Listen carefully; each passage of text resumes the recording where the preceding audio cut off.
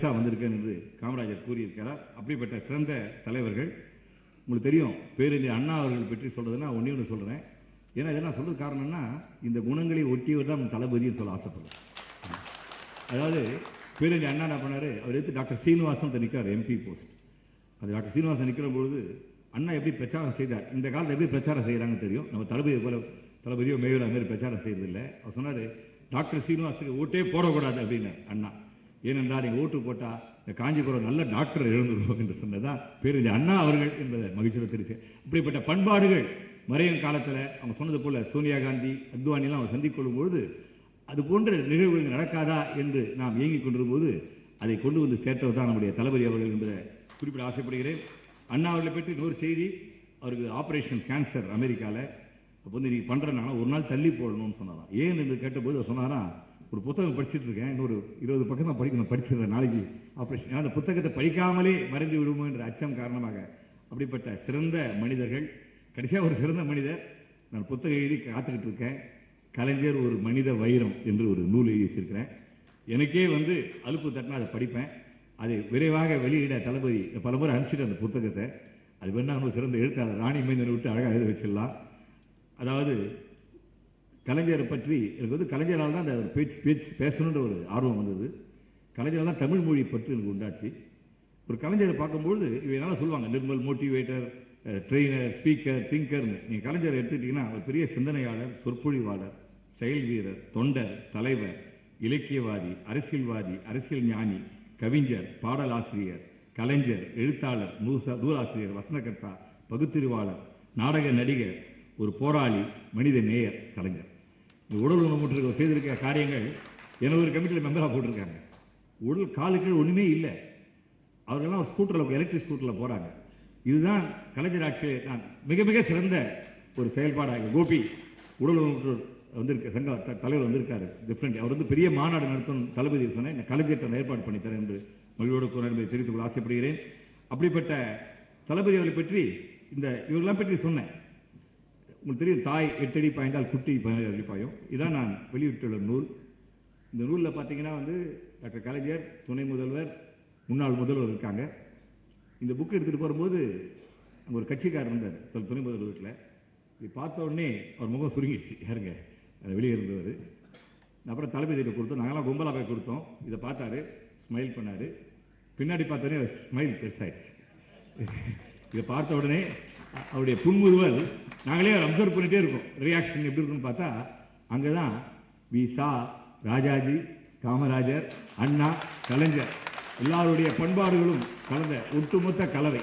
இதே நான் யோசித்து பார்க்குறேன், அது இங்கிதமாக இருக்காது. வேற யாராவது கொடுத்தா அந்த புத்தகத்தை மூத்த அடிச்சுதான் வச்சுருப்பாங்க. அப்படிப்பட்ட ஒரு சிறந்த பண்பாளர், ஒரு தமிழ்நாட்டில் ஒரு பெரிய ஸ்டேட்ஸ்மேன் உருவாயிருக்கார் என்பதை இந்த நேரத்தில் நான் பதிவு செய்ய விரும்புகிறேன். அவர் அன்போடு நம்ம அழைப்பை ஏற்று அவர் வந்து கட்டாயம் நாங்கள் உரிமையாக ஒரு குரல் கொடுத்தா நாங்கள் வளர வச்சிருக்கோம். ஏனென்றால் அவர் எழுதிய நூல் ஒன்று, அவரை பற்றி எழுதிய நூல்கள் 2, 3லும் அவர் அழைத்த ஒரே பேச்சாளர் நான் தான் என்பதை மகிழ்வோடு தெரிவித்துள்ளேன். அவரை நான் அன்போடு அழைத்தார். நான் எல்லாரும் அதேபோல் மேயரும் எந்த நிகழ்ச்சினாலும் மாநகராட்சி என்றால், பொது தொண்டு என்றால் பிரதிநிதியாக என்னை அழைப்பார்கள். அது ரொம்ப ஒரு இன்னொரு பெரிய மகிழ்ச்சியான செய்ய சொல்ல போகிறேன். உங்களுக்கு தெரியும், அரசியல் என்றாலே வாரிசுலாம் சொல்லுவோம். ஒரு புதிய திருப்பம் நம்ம தளபதி குடும்பத்தில். தளபதியுடைய மருமகளும் மருமகனும் அவங்களும் ஆக்டிவாக இருக்காங்க, அரசியல் அல்ல, எக்ஸ்னோராவில் என்பதை ஆசைப்படுறேன். ஒருவேளை இவர் சொல்லியிருப்பார் நினைக்கிறேன், நீங்கள்லாம் இது வேண்டாம், அங்கே போய் நிர்மல் கூட போய் தொண்டு செய்யுங்கன்னு சொல்லியிருப்பார் நினைக்கிறேன். நான் நிச்சயமாக ஏதோ மருமகளை பாராட்டுறேன்னு நீங்கள் நினைக்க வேண்டாம், மருமகனை பாராட்ட நினைக்க வேண்டாம். 2 பேருமே அற்புத மனிதர்கள். மருமகளை பற்றி சொல்வதென்றால் கிருத்திகா உதயநிதி. அவர் என்ன பண்ணாங்க, எங்களுடைய சுற்றுச்சூழல் ஒரு என்ன சொல்றதுன்னா ஒரு பிரச்சார தலைவராக நியமிச்சிருக்கோம். அதை நியமனம் செய்தவர் அதுதான். அந்த கூட்டத்தில் வந்து அந்த மருமகள் வந்து மாமனார் மேடையில் உட்கார மாட்டேனாங்க. அவர் சொன்ன கூப்பிடுங்க என்று சொன்னார். உட்கார சொல்லுங்க என்னாரு, அவங்களை பேச சொல்லுங்க என்று தன் மருமகளையும் அவர் என்கரேஜ் பண்ணார். கிருத்திகா உதயநிதி வந்து இப்போ நாள்தோறும் திட்டத்தை திட்டி இப்போ என்ன ஆயிடுச்சுன்னா, நான் போக வேண்டிய வேலையே இல்லை எக்ஸ்ப்ளோரா நிகழ்ச்சிக்கு. ஏன்னா ஒரு ஒரு ஒரு ஆழ்ந்த இப்போ என்ன பண்ணியிருக்காங்க, ஒரு 200 கல்லூரி மாணவிகளை வச்சு ஒரு நிகழ்ச்சி நடத்துகிறாங்க. அப்துல் கனியும் நமது திருமதி கிருத்திகா உதயநிதி பண்ணுறாங்க. அந்த நிகழ்ச்சியை கேட்டாலே நீங்கள் தமிழ்நாட்டுக்கு எதிர்காலம் இருக்குன்னு நீங்கள் நம்புவீங்க. 200 கல்லூரி மாணவர்கள் குடிசைக்கு பகுதிக்கு போகிறாங்க. ஒரு 30 மாணவிகள் குப்பையெல்லாம் அகற்றுவார்கள். இதெல்லாம் திருமதி கிருத்திகா உதயநிதியுடைய திட்டம். 30 மாணவிகள் கழிவு நீரெல்லாம் அகற்றுவார்கள். 30 மாணவிகள் என்ன பண்ணுவாங்க, மரங்கள் நடுவாங்க, 30 மாணவிகள் அழகான செடிகள் வைப்பாங்க, 30 மாணவிகள் வெள்ளை அடிப்பாங்க, 30 மாணவிகள் திருக்குறள் எழுதுவாங்க. இதெல்லாம் 1 மணி நேரத்தில் நடக்கும். அழுக்குக்கும் அழுக்குனா மாநகராட்சி காரணம் இல்லை, மக்கள் அந்த பகுதி அழுக்காக வச்சுட்டு இருக்காங்க. அழுக்குக்கும் அழுகுக்கும் 1 மணி நேரம் இடைவெளி தான். இதை திருமதி கிருத்திகா உதயநிதி சொல்லி இன்னொன்று சொன்னாங்க, இது ப்ரெஸ்ஸே கூடக்கூடாது அப்படின்ட்டாங்க. இது ப்ரெஸ்ஸே கூடக்கூடாது, டோன்ட் கால் ப்ரெஸ்ஸுன்னாங்க. கை தட்டுங்க. ஏன்னா அதாவது சேவையை மன திருப்திக்காக சேவை செய்யலாம், ஆனால் மன திருப்திக்காக செய்தால் கூட எதை எதிர்பார்க்குறீங்கன்னு அர்த்தம். ஆனால் கிருத்திகா உதயநிதியை பார்த்தபோது கற்றுக்கொண்டது என்னவென்றால், சேவை என்பது ஒரு வாழ்க்கை வழிமுறை. சுவாசிக்கிறா போல அவர் சேவை செய்து வருகிறார். அவரை நான் பாராட்டுகிறேன். நீடி வாழ வேண்டும் இந்த குடும்பத்துக்கு நாம் எல்லோருமே துணையாக இருக்க வேண்டும் என்று கூறி, அடுத்ததாக நமது மேயர் அவர்களை பற்றி நான் பாராட்டி பேசினேன். இங்கே இருக்கும் அனைவருமே பாராட்டுகிறீர்கள். விவேக் அவர்களை பற்றி நான் எல்லாருமே நான் வெளிநாடுக்கு போகும்பொழுது விவேக்குடைய டிவிடி தான் எடுத்துகிட்டு போயிடுவோம். எங்களுக்கு சென்னை விட்டு தமிழ்நாட்டை விட்டு போட்டோன்ற வருத்தமே இருக்காது. அதே போன்று நமது சிவசங்கரி அவரை பற்றி கட்டாயம் நான் சொல்லணும். நான் சந்தித்தது எப்படின்னா, அவர் எழுத்தாளர் ஆற நேரம் அது சிட்டி பேங்க்கில் ஒரு ரிசப்ஷனிஸ்ட்டில் உட்காந்துட்டு இருந்தாங்க. எனக்கு சிட்டி பேங்க்கில் அக்கௌண்ட் ஓப்பன் பண்ணா சார், நான் ஐஓபியில் வேலை செஞ்சுட்டு இருந்தேன். உங்களுக்கு தெரியும், ஒரு ஹோட்டலில் போய் கேட்டான் சர்வரை, இந்த ஹோட்டல் எது நல்லா இருக்குன்னு. எனக்கு தெரியாத பக்கத்து ஹோட்டலில் சாப்பிட்றேன். அது போன்று நான் என்ன பண்ணேன், இவங்க பேங்க்கில் போய் அக்கௌண்ட் ஓப்பன் பண்ணேன். அங்கே சிட்டி பேங்க்கில் நேம் பிரிண்ட் பண்ணி கொடுப்பாங்க செக் புக்கில். அது ஒரு பேர் வந்தா. நான் போன உடனே நிர்மல் ஐஓபின்னு உடனே அவங்களே இன்ட்ரடியூஸ் பண்ணிட்டாங்க. இன்ட்ரடியூஸ் பண்ணி அக்கௌண்ட் ஓப்பன் பண்ணாங்க. அப்போ அவங்க சொன்னாங்க, நீங்கள் தினமணி கதிர், நான் சொன்னேன் நான் கட்டுரைலாம் கொடுங்க, நான் போய் அறிமுகப்படுத்துறேன்னு சொன்னேன். முக்கியமான விஷயம், இந்த சகோதரி சௌதாமினி வந்திருக்காங்க. சௌதாமினி அவர்களும் அந்த வகுப்பு தோழிகள் சிவசங்கரி அவர்கள். அவரை பற்றி ஒரே ஒரு சம்பவத்தை நான் கட்டாயம் குறிப்பிடணும். எல்லா கூட்டங்களையும் சொல்கிறது இங்கே சொல்லாத போனால் நல்லா இருக்காது. இந்த மோட்டிவேஷன் நான் சொல்கிறேன் இல்லையா, அதுக்கு ஒரு முன்மாதிரி தான் நம்முடைய சிவசங்கரி அவர்கள். அவர் பற்றி சம்பவம் என்னென்னா, அவர் வீட்டுக்கு போனேன். ஒரு போர்டு இருக்குது. அந்த போர்டு என்னென்னா, ஷாமா இருக்கிறாள் ஜாக்கிரதை. அவள் யாரோ நான் என்ன சொன்னால் போவோம், ஒரு கேஸ் போட்டுருவாங்க. அது ஒரு மனிதராக தான் கருதுறாங்க. ஷாமா இருக்கா. நான் உள்ளே போனேன், நாய் குலைச்சிட்டு கிட்ட வந்தது. பயந்துட்டேன். ஏன்னா எங்கள் தாத்தா சிவபாதன் சொன்னாங்க இல்லையா, விவேக் நாய் கடிச்சு தான் இறந்தார். சைதாப்பேட்டை நகராட்சி தலைவராக இருந்தார், நாய் கடிச்சு இருந்தார். நான் பயந்தேன். சிவசங்கரி சொன்னாங்க, நிர்மல் பயப்படாதீங்க, ஷாமா ரொம்ப நல்லவோ அப்படின்னு. அது உங்களுக்கு தெரியுது, அவளுக்கு தெரியுமா? உடனே கழுத்துக்கு குலைக்கிறான். உடனே அவங்க சொன்னாங்க, ஷாமா நீ ரொம்ப நல்ல பொண்ணு, எவ்வளோ நல்ல மனுஷி, உனக்கு எவ்வளோ நைட்டு உனக்கு புத்தகம் எழுத போகிறேன்டி. நிர்மல் நல்லவர், 4 பேர் உனக்கு நல்லா பேசுவார்னோடனே ஷாமா கால் கீழே படுத்து அப்படியே தூங்கிட்டான். அன்றைக்கு தான் தெரிஞ்சது நாயை கூட மோட்டிவேட் பண்ணலாம் சொல்லிட்டு. மாடியில் 10 செடி, 6 பூத்து இருக்கு, 4 பூக்கலை. வெண்டைக்காய் நீங்களாம் கட்டாயம் பூக்கெல்லாம் பிடிங்கி எரிஞ்சுக்கன்னு சொல்லி மோட்டிவேட் பண்ணாங்க. அதுவும் பூத்துடுச்சு. ஒரு நாயையும் செடியும் மோட்டிவேட் பண்ணக்கூடிய சிவசங்கரி இந்த மேடையில் வந்ததை நான் ஒரு பெரிய பாக்கியமாக இருந்தேன். இப்படிப்பட்ட நல்ல மனிதர்கள்லாம் நான் தேர்ந்தெடுத்து, உண்மையிலே இவங்கெல்லாம் மரியாதைக்குரியவர்கள். இவரை நான் பாராட்டுகிறேன். நம்ம அபய்குமார் தான் தொடர்ந்து எங்கள் எஸ்மா ராயக்கத்துக்கு எங்களுக்கு பலவித ஆதரவுகளை கொடுத்து வருகிறார். அது என்றுமே வாணி ஜெயராம் நீங்கள் ஏந்து ஓடி போய் போகிறீங்க, ஓடாது இருக்குதுன்னா அந்த ஒரே வரி தான். அந்த வரி என்ன என்றால் உங்களுக்கு தெரிந்த வரி தான் அது என்றாலும் நான் அதை இங்கே குறிப்பிட்டு ஆக வேண்டும். அந்த பாடல் ஒரே நிமிடம், ஏன்னா தவறாக பாடக்கூடாது பாட்டை. அந்த பாடல் ஒரு சாகாவரம் பெற்ற பாடல். அது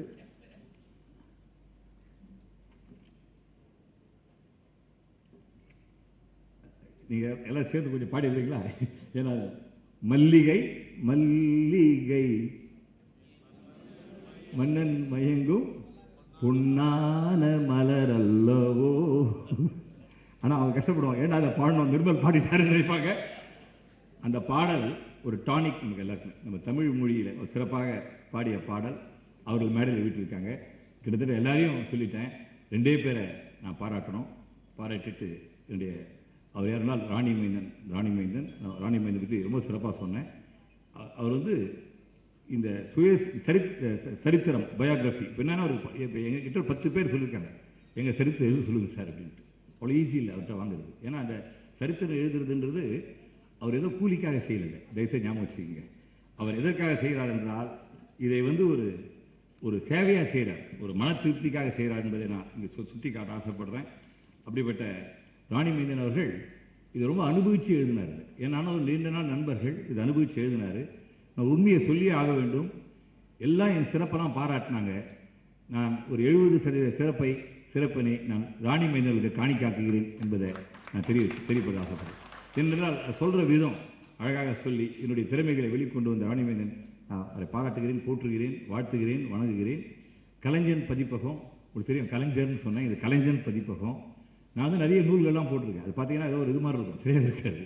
ஒரு நூல் எப்படி வெளியிடணும், அது எப்படி பைண்ட் பண்ணணும், எப்படி அட்டையை போடணும் என்று பெரியவர் மாசிலாமணி அவர்களை ஆட்சியை பெறுகிறேன். அவர் மகன் நந்தன் அவர்களை பாராட்டுகிறேன். நண்பர்களே அனைவரையும் பாராட்டிட்டேன். 3 மணித்துளில் என் உரையை முடிக்கிறேன். இது பூரா என்னன்னா, என்னுடைய வாழ்க்கை சித்தாந்தம்னா தடைக்கற்களே படிக்கற்கள், பிரச்சனைகளே பரிசுகள், சோதனைகளே சாதனைகள், முடியாது என்று ஒன்று கிடையாது. I mean incurable optimist with undying, unconquerable, unshakeable and unstoppable optimist and optimist. அதனால் அது நினைத்து தான் போகணும். ஒரு சின்ன உதாரணம், நான் வங்கியில் வேகமாக தளபதியெலாம் வந்திருக்காரு. என் கிளை 383வது நிலையிலிருந்து 2வது நிலைமை கொண்டாந்துட்டேன். அந்த பேங்க்கில் நான் குமஸ்தா தான் சேர்ந்தேன். அந்த குமஸ்தா தான் நீ லாய்க்குன்னுட்டாங்க. ஆனால் என்னோட இந்த எழுச்சி ஏற்பட்ட உடனே 8வது வருடம் மேனேஜர் ஆகி 9வது வருஷம் ரிசர்வ் பேங்க் கவர்னர் அவார்டு வாங்கி 12வது வருஷம் விபி சிங் கிட்ட இந்தியாவில் இருக்க அனைத்து பேங்க் மேனேஜரில் சிறந்த மேனேஜர் அவார்டு வாங்கிட்டேன். இந்த வேகமாக செல்லும்பொழுது உங்களுக்கு தெரியும், இந்த மெகா சீரியல் வரா மாதிரி ஒரு டேர்னிங் பாயிண்ட், ஒரு எக்ஸிக்யூட்டிவ் பொறாமை ஆகிட்டு என்ன பண்ணிட்டாங்க, ஒரு மூலையில் போட்டுட்டாங்க ஹெட் ஆஃபீஸில். என்னங்க வேலை என்ன, ராத்திரி போய் நீங்கள் விவிஐபிலாம் பூ குத்து கொடுத்து ஏர்போர்ட்டில் வரவேற்கணும்னாங்க. உங்களுக்கு தெரியும் எனக்கு மூளை இருக்குது, நீங்களாம் ஒத்துக்கிறீங்க இல்லையா? இது மூளைக்கே இல்லை, சம்மந்தம் இல்லாத வேலை இது. இந்த பூங்குத்தெல்லாம் கொடுக்கணும். ஒரு ஆள் ஒரு ஃப்ளைட் 8:30 மணிக்கு வர வேண்டியது 11 மணிக்கு வந்தது. ஒரு எம்பி, நார்த் இந்தியன் எம்பி வந்தார். பூங்குத்து கொடுத்தா வீசி அடிச்சிட்டாரு. அவருக்கு இந்தியன் லைனர்ஸ் போட்டு எம்எல்ஏ காட்டினார். அன்றைக்கி ஒரு டிக்ளரேஷன் ஒன்று பண்ணேன். என்ன டிக்ளரேஷனா, இனி பூங்குத்து கொடுக்க மாட்டேன், பூங்குத்து வாங்குவேன் என்று டிக்ளரேஷன் பண்ணேன். அந்த வேலையை ராஜினாமா பண்ணோடனே என்னை முதல்ல அழைத்தது மறைந்த மாமனிதர் முரசொலி மாறன் அவர்கள்.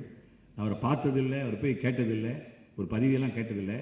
நீங்கள் ரொம்ப நல்லா செய்கிறீங்க, உங்களை காஃபி போர்ட டைரக்டராக போட்டிருக்குன்னு சொல்லி அப்பாயின்மெண்ட் கொடுத்தாரு. அது டிஆர் பார் கூப்பிட்டாரு, சுற்றுச்சூழல் அமைச்சகத்துக்கு உங்களை ஆலோசகராக போடுறேன்னு சொல்லி போட்டார். திரு சிதம்பரம் உதவியால் எல்ஐசி டைரக்டர். இந்த போய் பூங்குத்து கொடுத்து கொண்டிருந்த நான் பாம்பே, பெங்களூர், டெல்லி இப்போ நாங்கள் பூங்குத்தோடு மக்கள் காத்து கொண்டிருந்தார்கள். இதான் வாழ்க்கையில் எதையும் சாதிக்க முடியும் என்பதற்கு தான் இந்த நிகழ்ச்சியெலாம் நான் சொன்னேன். நிறைய நிகழ்ச்சிகளுக்கு இன்னொன்று என்னென்னா, எல்லாமே பாசிட்டிவாக பார்க்கலாம். ரவுடிஸ்லாம் கிடையாது, ஞாபகம் வச்சுங்க. என் மகள் அமெரிக்காவில் இருக்காங்க, நாங்கள் வளர்த்தோம், துணைவியானவங்க வளர்த்தோம். ஒரு சமுதாயத்தில் வளர்கிற மோசமான மனிதன், அவனுடைய சமுதாயம் அவனை, if you accept is a brain, don't call somebody bad. If you should call him bad, you say he has been programmed to be bad, which means he can be reprogrammed to be good. ஞாபகம் வச்சுங்க. இதை வாழ்க்கையின் தத்துவமாக கொண்டு எல்லாத்தையும் ஒரு பிரச்சனையில் பரிசு பார்ப்பேன். பேங்க்கில் பார்த்தா நிறைய புக்ஸ் கிடக்குது, ஐயோபி தேனாம்பேட்டில். இதெல்லாம் வந்து வித்துருங்க, என்ன எல்லாம் பழசாயிடுச்சுன்னாரு. நான் சொன்னேன், தூக்கி போடுங்க சார், கடவுள் சரஸ்வதினார். என்ன பண்ணுறது எனக்கு புரியல. இந்த புத்தகம்லாம் ஒரு ஷெல்ஃபில் போட்டு வாடிக்கையாளர் தேவைப்படும் புத்தகம் எடுத்துகிட்டு போங்க, படிச்சுட்டு அடுத்த முறை கொண்டு வாங்கன்னு. ஒரு நாள் பிரகாஷ் சுவாமி ரிப்போர்ட்டர் கேட்டார், இந்த திட்டம் எப்படி வேலை செய்துனாரு. நான் சொன்னேன், அந்த வாடிக்கையாளர் திரும்ப கொண்டு வந்து கொடுத்தால் மகிழ்ச்சி, கொண்டு வந்து கொடுக்கவில்லை என்றால் ரொம்ப ரொம்ப மகிழ்ச்சி. அந்த புத்தகம் கை விட்டு போயிட்டு பாருங்க. ஆனால் நடந்தது என்னவென்றால் ஒரு பெரிய துயரம். வாடிக்கையாளர் அவங்க பழைய புத்தகத்தை கொண்டு வந்து பட ஆரம்பிச்சிட்டாங்க. அப்போ தான் புரிஞ்சுது, நிர்மல் நல்ல காரியம் செய்து பின்னாடி திரும்பி பார்த்தால் நாடே உன் பின்னாடி நிற்கும் என்று. நாடு நிற்கிறது. அனைவரையும் வாழ்த்துகிறேன், வணங்குகிறேன். எல்லாரையும் சிவகுமரன், எல்லா கோவிந்தராஜ் என்னுடைய செயல் வீரர். ஒரே ஒரு நண்பர் மட்டும் நான், கோவனாண்டி என்ற பிரபல எழுத்தாளர் தூரன் பெரியசாமி. இலங்கை தமிழர்கள்லாம் விவசாயத்தை, நவீன விவசாயத்தை கற்றுக் கொடுத்து வாழ்க்கையில் மகிழ்ச்சி கொண்டு வருகிறார். புகழேந்தி, மைசூர் தமிழ் சங்க, அனைத்து தமிழ் சங்கத்துக்கும் ஒட்டுமொத்த தலைவர் புகழேந்தி. இவர்களெல்லாம் நான் ஒரு யோசனை சொல்லி ஒரு கூட்டுப்பண்ணை விவசாயத்தை உருவாக்கியிருக்கோம். மன வரப்புகளை எடுத்தால் நில வரப்புகள் மறைந்து விடுந்து நான் சொன்னதை ஏற்று ஒரு 120 ஏக்கராவை ரிலையன்ஸ் இண்டஸ்ட்ரியில் சிறப்பாக்கி இந்த தமிழகம் முழுவதும் புகழேந்தியும் இவங்களும் விவசாய விசுவாசி என்ற பெயரில் நடத்திட்டு வரோம். அது தளபதிகள் ஒரு நாள் சந்தித்தால் எப்படி விவசாயத்திலையும் தமிழகம் முன்னேறி நிற்பது அவர் கூறுவார்கள். இந்த அளவிலே உங்கள் அனைவரையும் வாழ்த்தி திரும்ப வருவேன் ஒரு ஆங்கில புத்தகத்தோடு. நீங்கள் திரும்ப வரணும் என்று கூறி நன்றி கூறி வாழ்த்தி வணங்கி விளைப்பு. நன்றி, வணக்கம்.